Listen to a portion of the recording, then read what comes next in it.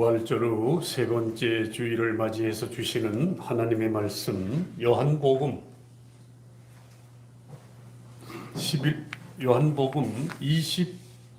20장 19절에서 29절 말씀, 신약 성경 183쪽이 되겠습니다.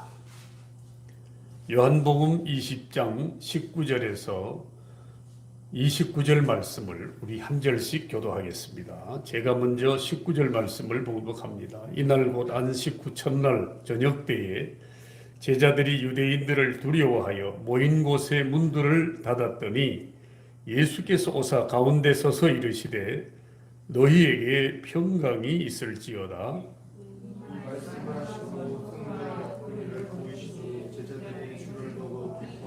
예수께서 또 이르시되 너희에게 평강이 있을지어다. 아버지께서 나를 보내신 것 같이 나도 너희를 보내노라.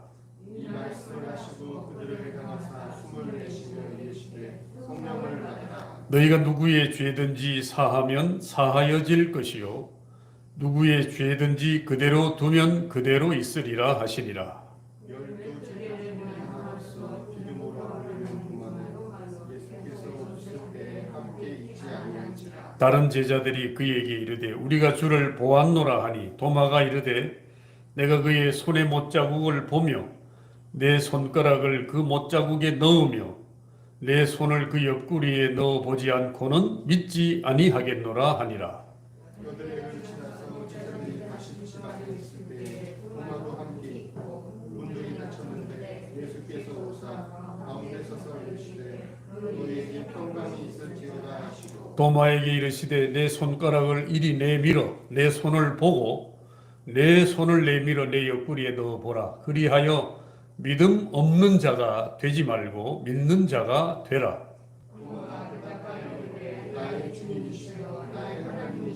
함께 봅니다. 예수께서 이르시되 너는 나를 본고로 믿느냐? 보지 못한 믿는 자들은 복되도다 하시니라. 아멘. 아멘. 오늘 예배에 참여하신 여러분들 진심으로 사랑하고 축복합니다. 오늘은 부활절 후 세 번째 주일입니다. 오늘 이 세 번째 주일에 주시는 말씀을 통해서 부활의 의미를 다시 한번 생각하는 은혜의 시간 되기를 간절히 원합니다. 모든 사람에게 믿을 만한 증거를 주신 하나님을 찬양합니다. 할렐루야. 하나님은 우리에게 믿을 만한 증거를 주셨는데 그것이 바로 부활이라는 것입니다. 기독교에 부활이 없다면 오늘 이 교회가 존재하지 않습니다. 부활이 있었기 때문에 교회가 존재하고 오늘 여러분과 제가 하나님 전에 나와서 예배할 수 있는 이러한 귀한 은혜의 시간이 되는 줄로 믿습니다. 그래서 우리 주 예수 그리스도의 십자가 죽음과 부활을 통하여 모든 축복과 영광을 주신다는 것입니다. 기독교는 삼위일체 하나님을 믿으면서 동시에 예수 그리스도 중심적으로 우리가 믿음 생활하고 있죠. 성부 하나님은 만물을 창조하셨다. 그러면 성자 하나님은 인류를 위해서 이 땅에 인간의 몸으로 오신 분이 성자 예수 그리스도라고 말씀할 수 있습니다. 그러면 성령 하나님은 누구신가? 그분은 예수님이 십자가에 죽으시고 부활하셔서 승천하신 후에 오늘 여러분과 저에게 심령 속에 영접하는 자 그 이름을 믿는 자들에게 주시는 하나님의 권세가 바로 성령인 줄 믿습니다.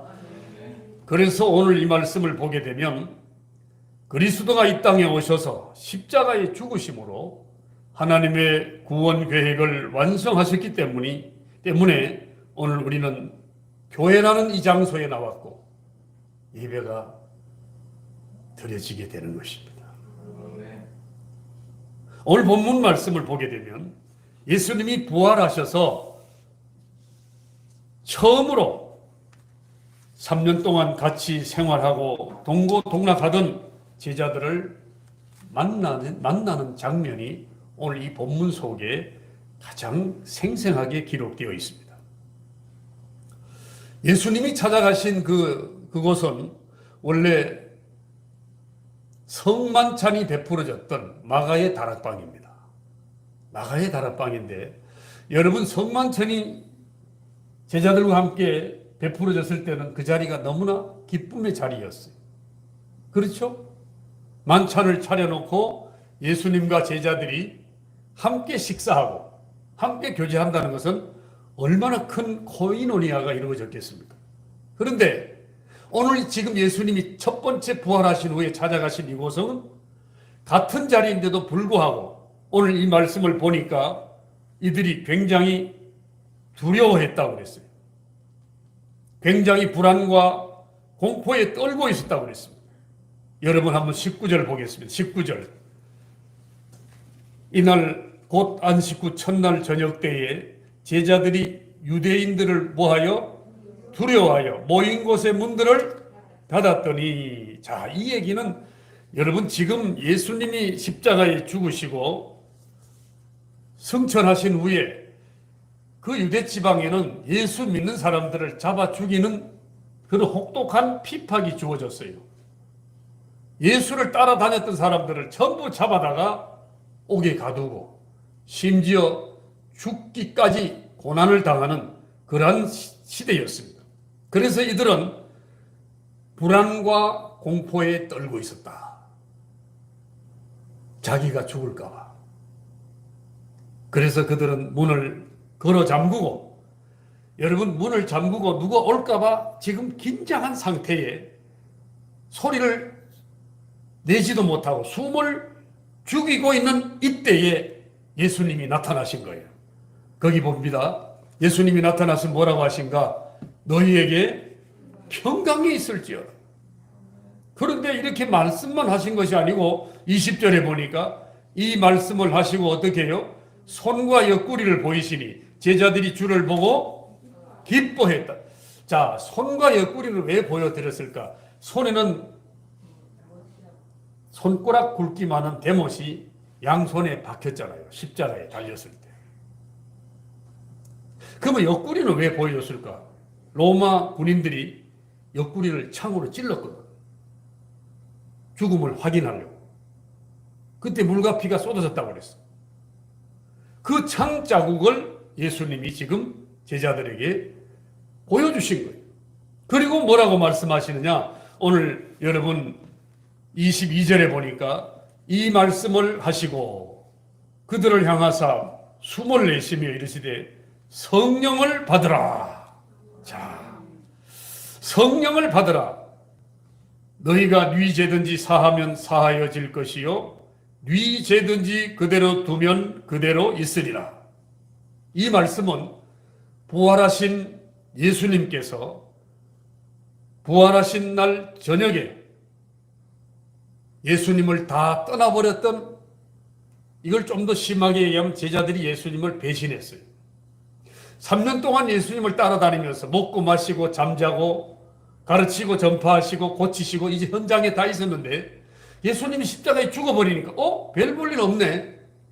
요즘 말로 별 볼 일 없네. 이 사람 죽어버렸네. 그러니까 예수님을 다 떠나버린 거예요. 그러니까 예수님 편에서 볼 때는 3년 동안 가르치고 그들과 함께 먹고 자고 같이 살았는데 이들이 떠나버렸으니까 예수님 편에서는 이들이 나를 배신했다. 그렇게 가르쳐 줬는데도 불구하고 이들이 나를 떠났다니 예수님 입장에서 볼 때는 섭섭한 마음이 있었을 것이다. 그 얘기입니다. 그런데 예수님이 딱 찾아가신 거예요. 그러면 배신한 제자들을 예수님이 찾아가신 이유가 무엇일까? 오늘 세 가지를 함께 나누고자 하는데 그 첫 번째는 두려움과 절망과 좌절에 빠진 사람들을 돕기 위해서. 여러분 오늘 19절에 보면 이들이 뭐라고 되어 있는 중반절에 보세요. 유대인들을 뭐하여? 유대인들을 두려워했다. 두려워하고 문을 잠그고 있었으니까 여러분 이들은 지금 절망과 좌절에 빠져 있는 거야 지금. 그렇잖아요.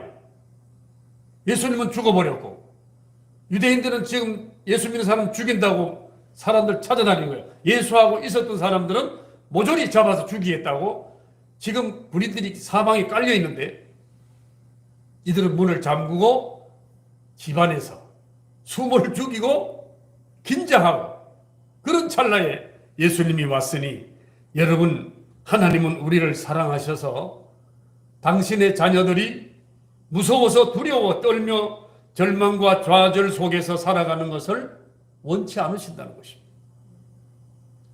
과거에도 지금도 앞으로도 하나님이 우리에게 원하시는 것이 뭔가? 강하고 담대하게 살아가기를 원하십니다. 여러분, 성령 받은 사람은요, 오늘 이 시대에 비대면이 소용없어요. 성령 받지 않은 사람은요, 옳지 잘 됐다. 비대면 시대에 교회도 안 가고, 여러분 스스로 자신을 돌아보면 됩니다. 내가 비대면이라고 예배에 참여하는 내 마음의 신앙이 소홀했다면 여러분에게 성령이 임하지 않은 거예요. 근데 성령을 받은 사람은 비대면이 상관없어.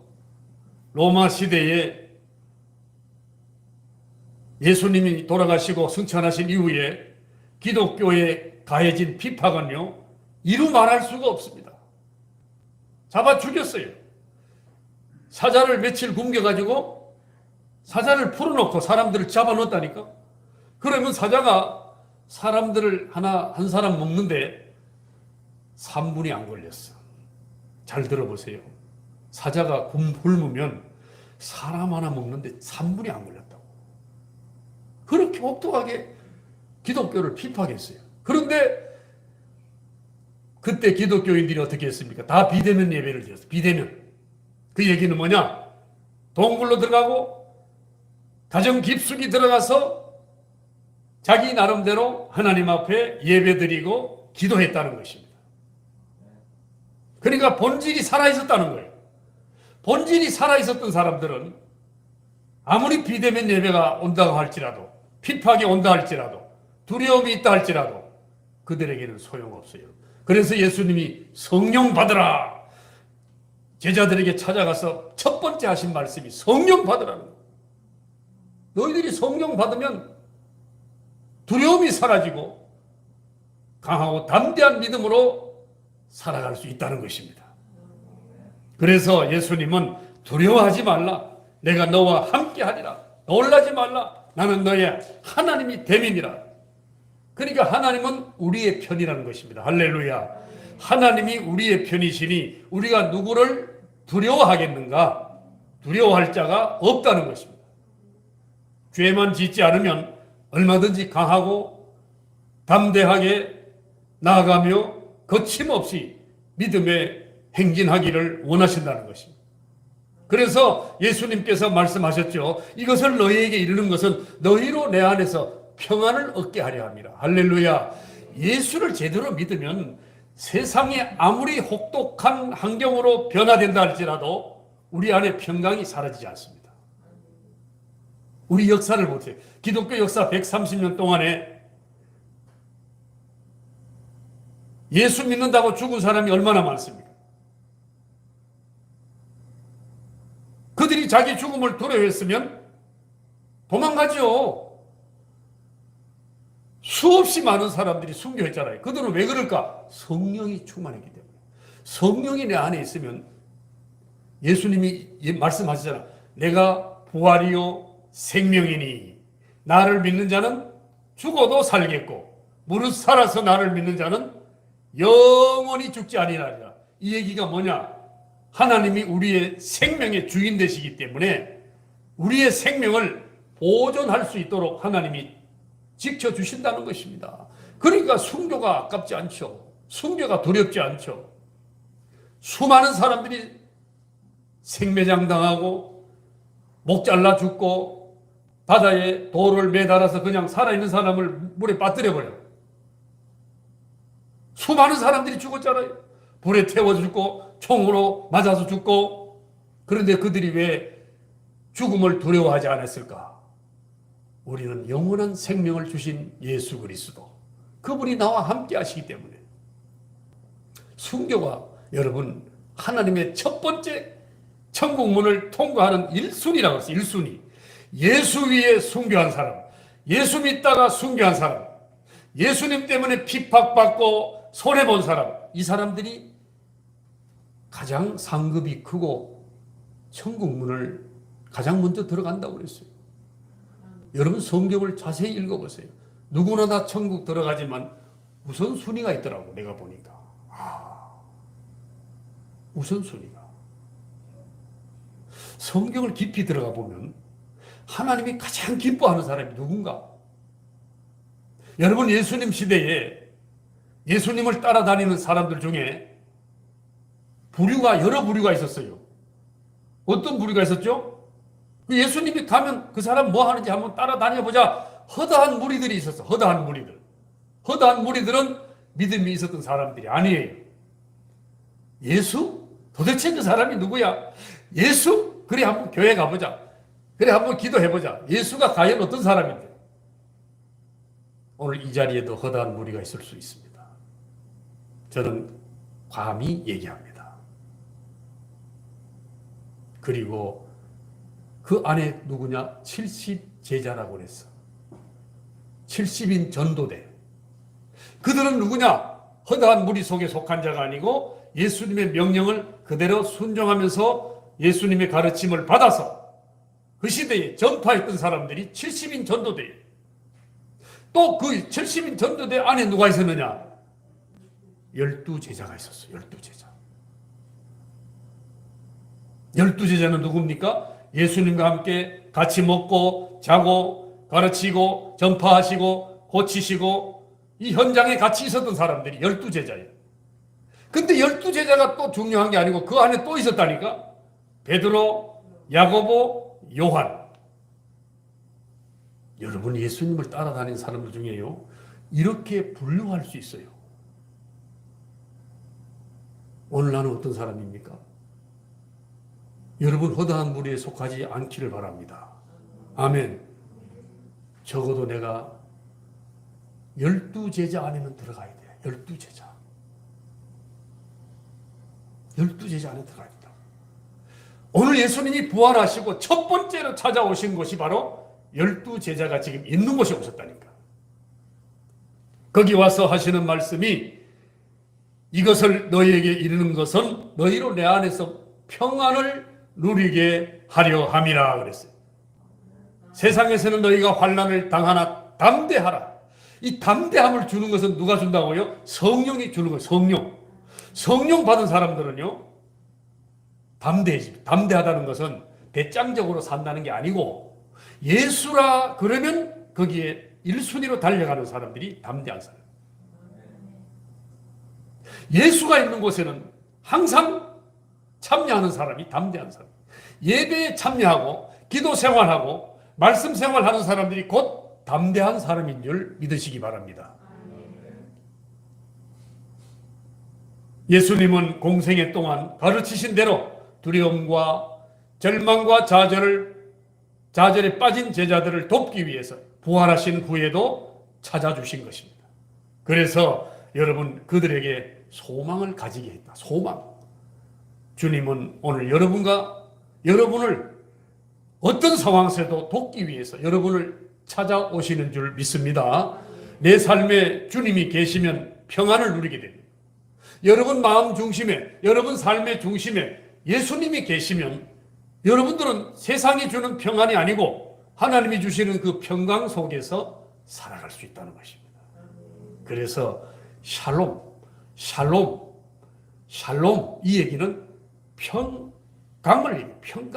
하나님이 주시는 평안. 오늘 여러분들에게 그러한 평안이 있기를 주님의 이름으로 축원합니다. 그 다음에 두 번째 예수님이 제자들을 찾아가신 것은 오늘 21절에 있습니다. 21절 한번 21절 다 함께 시작. 예수께서 또 이르시되 너희에게 평강이 있을지어다. 아버지께서 나를 보내신 것 같이 나도 너희를 보내노라. 자, 아버지께서 나를 보내셨다는 것은 예수님이 이 땅에 오셨다는 거 아닙니까? 예수님은 곧 하나님이시고 하나님이신 그분이 인간의 몸을 입고 이 땅에 오셨다는 거. 왜 오셨어요? 죄와 저주로 말미암아 지옥 갈 수밖에 없는 영혼들을 살리기 위해서 하나님이신 그분이 인간의 몸을 입고 오늘 여러분과 저를 만나기 위해서 오신 분이 예수님이라고. 그러니까 예수님이 오신 것 같이, 예수님이 이 땅에 오신 것 같이 우리도 예수님처럼 살아야 된다. 그걸 가르치기 위해서 제자들에게 나타나셨다는 것입니다. 자, 여러분, 우리가 늘 성경 공부를 통해서 알다시피 새벽에 나오시는 분들, 수요일날 나오시는 분들은요, 제가 얘기하는 말을 알아들어요. 그런데 주일날만 나오는 사람들은 목사님이 오늘 또 생소한 얘기 하시네 이런다고 안 들었거든, 평소에. 저는 수요일날 새벽 기도 때 많은 얘기를 합니다. 많은 얘기를 해요.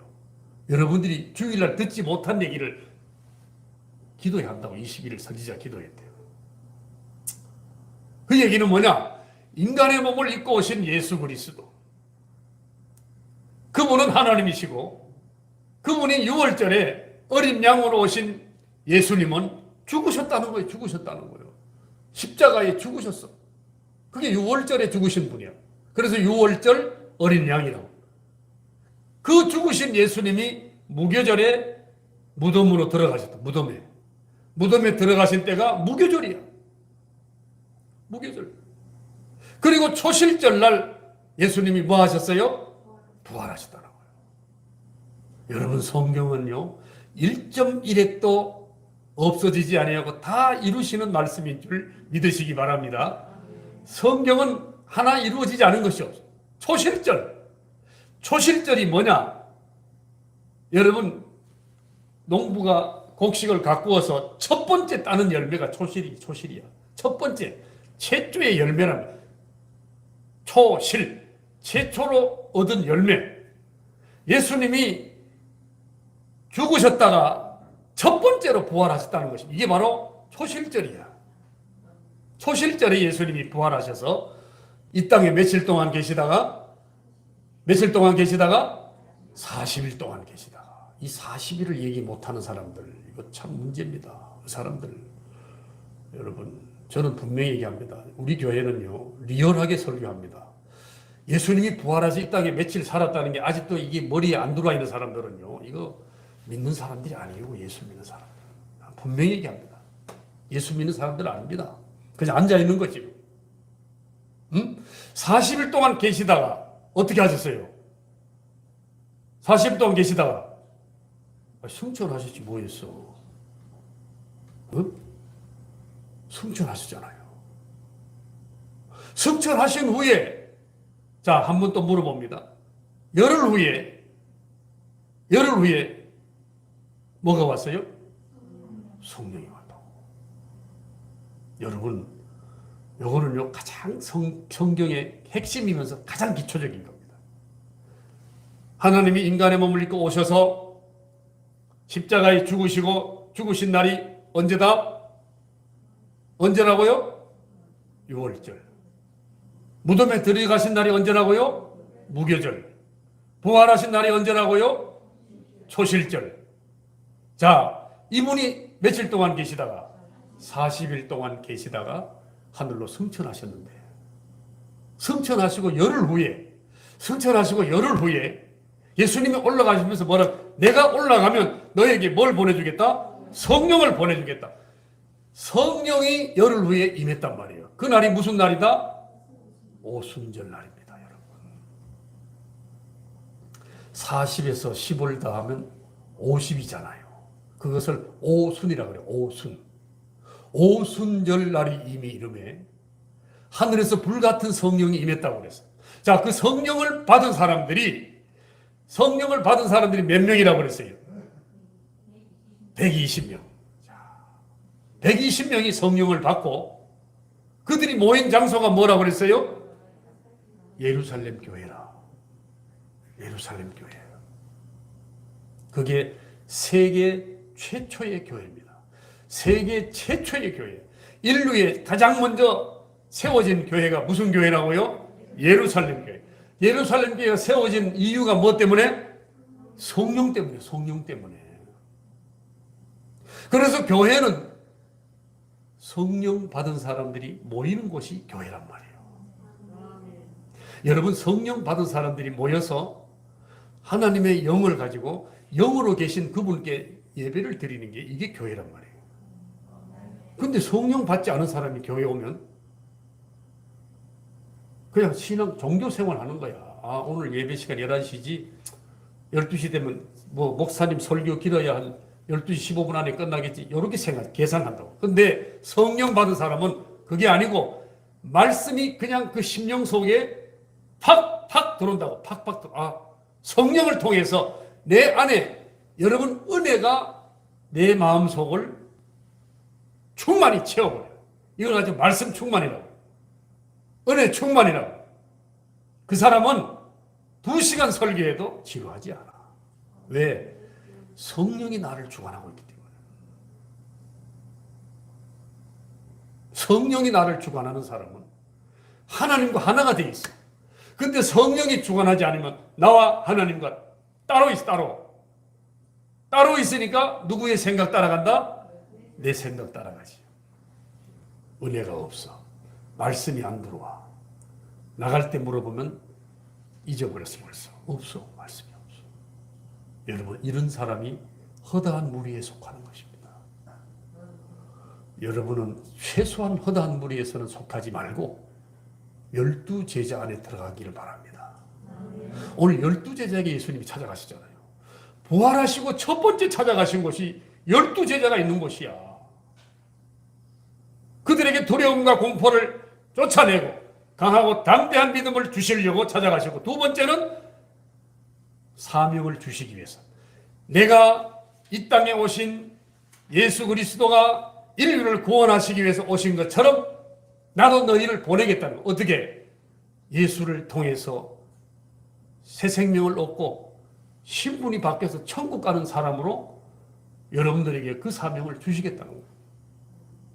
오늘 여러분들은 그 사명을 받은 자들. 여러분, 나는 교회만 열심히 다니면 되지, 내가 전도하고 다른 사람에게 예수를 전하는 건 난 못해, 나는 달란트가 아니야. 그 사람은 넌 크리스찬이야. 크리스찬 아니에요. 크리스찬이 아니라고 분명히 얘기합니다. 여러분 마음속에 누구를 만났더니만 예수 안 믿어, 아이고 저 사람에게 예수를 전해야 되겠다, 이 마음이 생기는 사람은 예수 믿는 사람이야. 성령 받은 사람. 성령이 나를 움직인다니까. 성령이, 야, 저 사람 예수 안 믿는데 내가 너를 보냈잖아. 내가 너를 보냈지 않느냐. 내가 너에게 사명을 주지 않았지 않느냐. 그 얘기는 뭐냐. 그에게 예수를 전파하라는 거예요. 이 마음이 내 안에서 막 솟아나야 되는데, 이게 없는 사람들은 성령이 없기 때문에 내 생각에 의해서 아이고 창피한데 뭘 예수를 전해. 아이고 저 사람한테 내가 뭔 예수를 전해. 그냥 정전하게 있으면 되지. 젠틀하게 예수 믿어야지. 젠틀한 예수쟁이는 없습니다, 여러분. 젠틀한 예수쟁이 없다니까요, 여러분. 절대 여러분들이 기억하시기 바랍니다. 예수는 젠틀하게 믿으면 안 됩니다. 예수에 미쳐야 됩니다. 미친다는 용어를 쓰면 이상하죠? 미친다는 것은 예수님과 나와 하나가 되는 거예요. 예수님과 나와 하나가 되면 그 사람은 예수님의 뜻을 따라가게 되어 있어요. 예수님과 나와 하나가 되면 내 생각이 사라져버리고 예수님 뜻을 따라간다니, 이게 신앙생활이에요. 이게 신앙생활이에요. 오늘날 수많은 한국교회 성도들 보면 장로, 권사들 조심해야 돼. 믿음이 없어.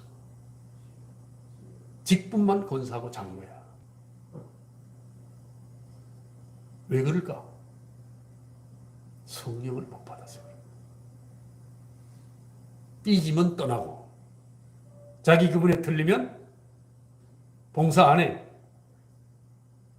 자기 계산이 안 맞으면 헌금 안 해. 자기 마음과 틀리면 그 교회를 욕해. 목사를 욕해. 이 사람이 성령 받았을까요? 이 사람이 과연 예수쟁일까요? 오늘 이 사람들 때문에 한국 기독교가 무너지고 있어요. 바로 그 사람들 때문에. 젠틀한 기독교인 하나님이 기뻐하지 않습니다. 할렐루야. 절대 예수는 젠틀하게 믿으면 안 돼. 기도할 때는 막 미친 듯이 기도하고, 성경 볼 때는 밤새워서 성경 보고, 금식하면서 성경 보고, 예배에는 그냥 1순위로 찾아와서 예배 자리에 딱 김도현 같이 앞에 앉아야 돼. 김도현처럼 앞자리. 이 자리가 바로 하나님이 기뻐하는 자리.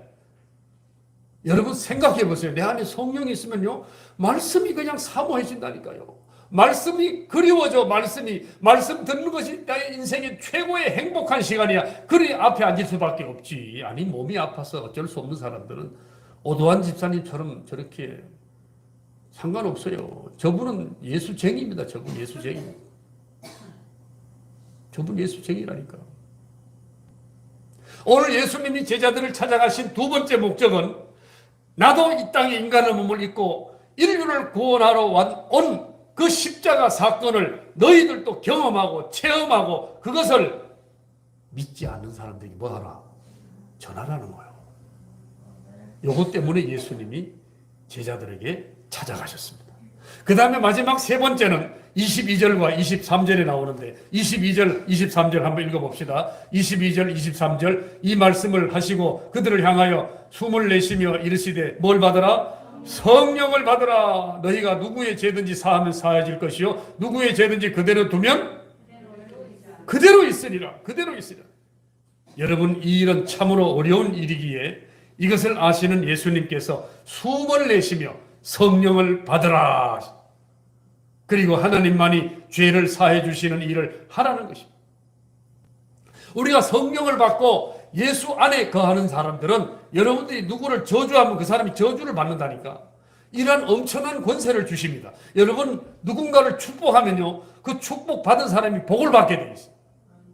이게 하나님의 권세입니다, 여러분.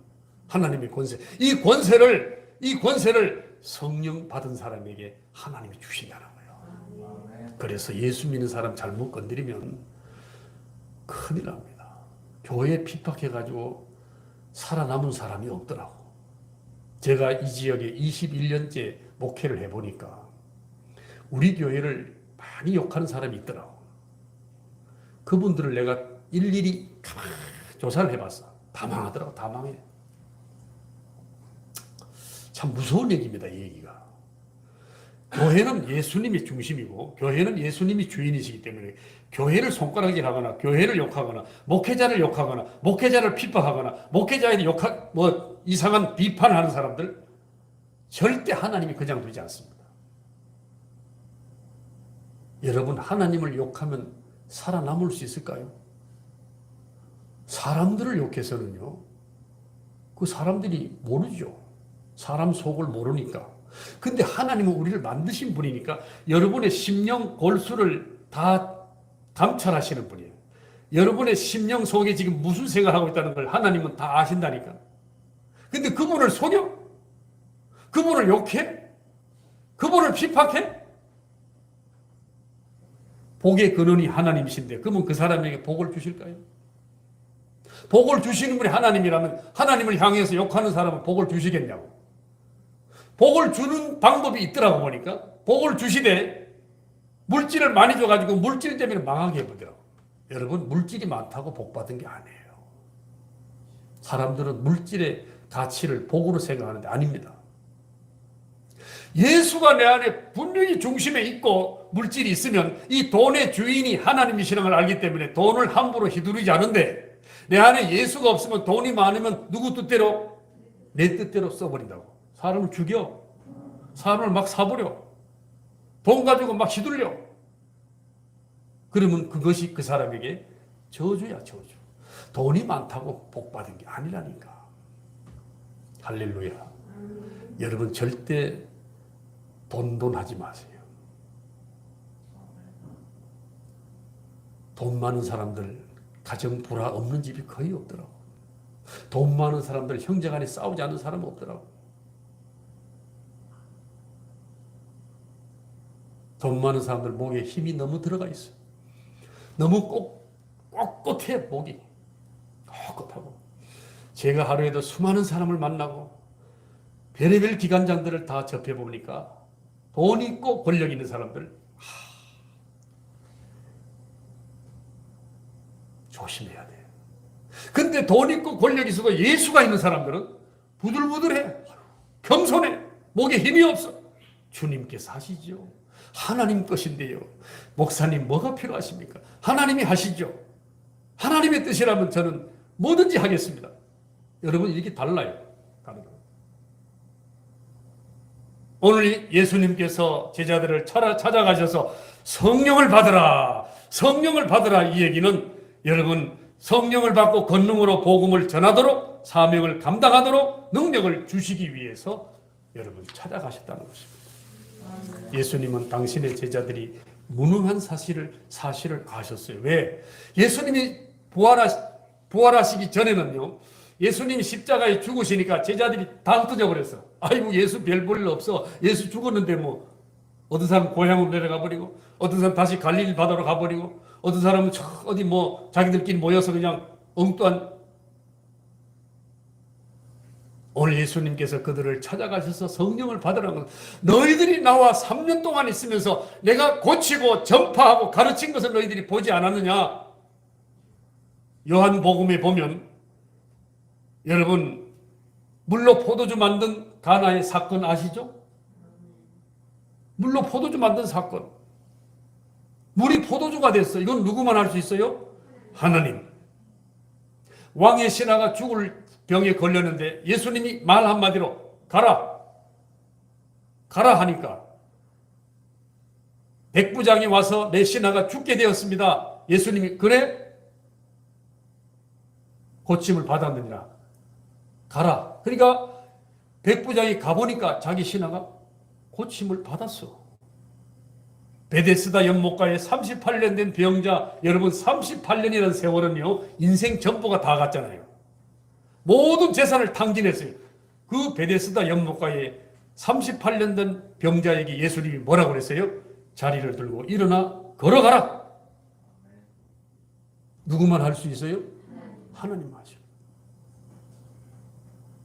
오병이요, 여러분 아시잖아요.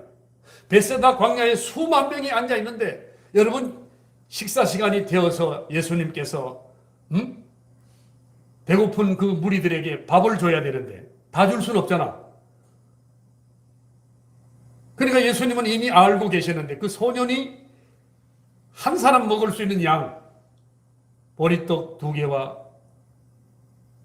물고기 2마리와 보리떡 5개. 여기 딱 한 사람이 도시락이지 않습니까? 가져와라. 예수님이 축사하시고 나눠주라 했을 때 장정만 5,000명. 자, 여러분 거기에 3만 명이 지금 추산되는데 제가 볼 때는 한 3만 명이 되는데 장정만 5,000명이면 거기에 할머니, 늙은 할아버지, 어린아이, 청년 이렇게 빼면 장정만 5,000명이 되는데 전체로 볼 때 한 3만 명이 되는데 12강주리가 남았다고 했어. 누구만 할 수 있어요? 하나님만. 자, 이러한 현장을 목격한 사람이 누구예요? 예수님의 12제자라니까. 예수님이 그 기적과 이적과 표적을 베푸실 때에 그 현장에서 그 상황을 봤던 사람이 제자들이야. 근데 이 제자들이 예수님이 죽어버리니까 다 흩어져 버렸어. 그런데 지금 모여있는 이 제자들에게 예수님이 찾아가셔서 성령 받아라.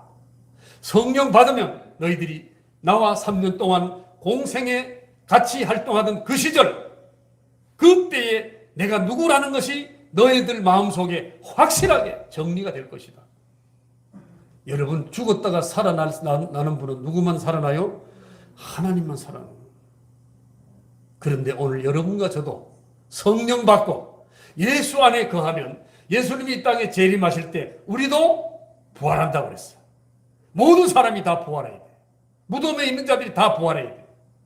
믿으십니까? 이거 안 믿으시면 안 됩니다. 우리가 선조들이 죽고 300년 전에 죽은 사람들이 다 예수님 이 땅에 재림하는 날 다 일어난다고 그랬어요. 그런데 거기는 두 종류야. 생명의 부활과 심판의 부활. 천국 가는 부활자들이 있는가 하면 지옥 가는 부활자들. 두 종류가 부활하는데 오늘 여러분과 저는 이 땅에서 성령 충만하게 하나님의 사명 감당하고 하나님의 뜻을 따라 살다가 주님 이 땅에 오시는 날 생명의 부활자가 되시길 바랍니다. 그러기 위해서 뭘 받아라? 성령 받아라. 자, 이제 말씀을 저는 마무리합니다. 부활하신 예수님께서 오늘 여러분을 찾아주시고 여러분을 늘 감찰하시고 여러분과 함께 하시기를 원하시는 줄 믿으시기 바랍니다. 여러분을 찾아주신 예수님을 우리는 환영해야 돼. 그러기 위해서 우리가 교회 왔고, 그리해야 첫 신앙이 회복됩니다. 여러분, 예수 중심으로 살아야 됩니다. 신앙의 확신을 갖게 되어서 사명을 감당할 수 있어야 됩니다. 내 혼자 신앙 감당해서는 안 된다는 거예요, 여러분. 이거는 어린 아이와 같은 신앙이에요. 목사님, 저는요, 주일날 예배당에 가기도 힘드는데요. 나이는 50 먹은 사람이 그 생각하면, 너는 아직도 7살 먹은 신앙인이다. 그렇게 되면 안 된다는 거예요.